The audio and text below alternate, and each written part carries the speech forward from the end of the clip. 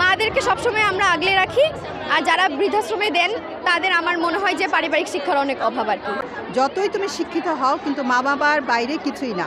মা বাবা অবশ্যই তোমার সবচেয়ে বড় প্রায়োরিটি এবং সবসময় মা বাবার সাথেই তোমাকে থাকতে হবে। আমি মনে করি পারিবারিক শিক্ষারও দরকার আছে। আমার ফ্যামিলিতে এমন কোনো মানুষ নাই যে যারা হচ্ছে বৃদ্ধাশ্রমে দেওয়ার প্রয়োজন মনে করেছেন। আমার ফ্যামিলি থেকে আমি এই শিক্ষা পেয়েছি। এটাই আমি আমার সন্তানকে এই শিক্ষাই দিতে চেষ্টা করব। না, এটা অবশ্যই একটা নেগেটিভ দিক, এটা হওয়া উচিত না।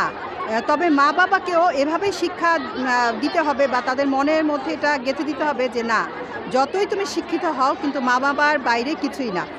আমার পার্সোনাল এক্সপিরিয়েন্স থেকে যদি আমি বলি, আমার কখনোই বিদেশে যাওয়ার ইচ্ছা নাই। কারণ বাংলাদেশে থেকে যদি আমি বাংলাদেশের জন্য কিছু করতে পারি সেটা আমার একটা কৃতিত্ব। আর অনেকে আছে যারা বইয়ের চান্স পায়, তারা কি করে বাইরের দেশে চলে যায়, বাইরের দেশের ভালো জিনিস করছে, অথচ আমাদের বাংলাদেশে কিন্তু ভালো ইলেকট্রনিক্স কোনো জিনিস সারতেও পারবে না ঠিক করে।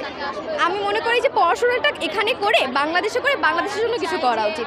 আর যারা বাইরের দেশে চলে যায় সেটা কিন্তু পার্সেন্টেজ খুবই কম। তো সেটা যদি আমরা মানে গুনতে যাই, সেটা আসলে আমাদের টপিক না কথা বলো। যেহেতু মা দিবস, আমার অনেক জুনিয়র্সরাই হতে পারে যে যেহেতু আজকে অনেক ভালো একটা ফলাফল করেছে, মাদের কাছে মা দিবসে দেওয়া সবথেকে বড় উপহার হতে পারে।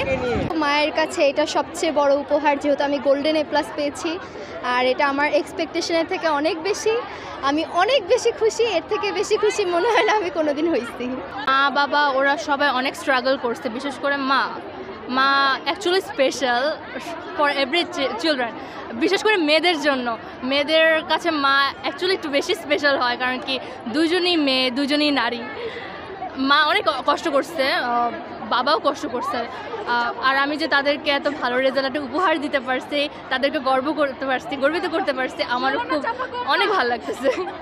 হ্যাঁ, আমার বাবা মায়ের পরিশ্রম অবশ্যই অনেক বেশি, কারণ আমার বাবা মা আমাকে পুরো লাইফ ওদের করেছে, আমার রেজাল্টের জন্য সব কিছু করেছে। আমাকে কোনো এন্টারটেনমেন্টে যোগ দিতে দেয়নি আমার এই রেজাল্টের জন্য, অ্যাটলিস্ট রেজাল্টের আগে।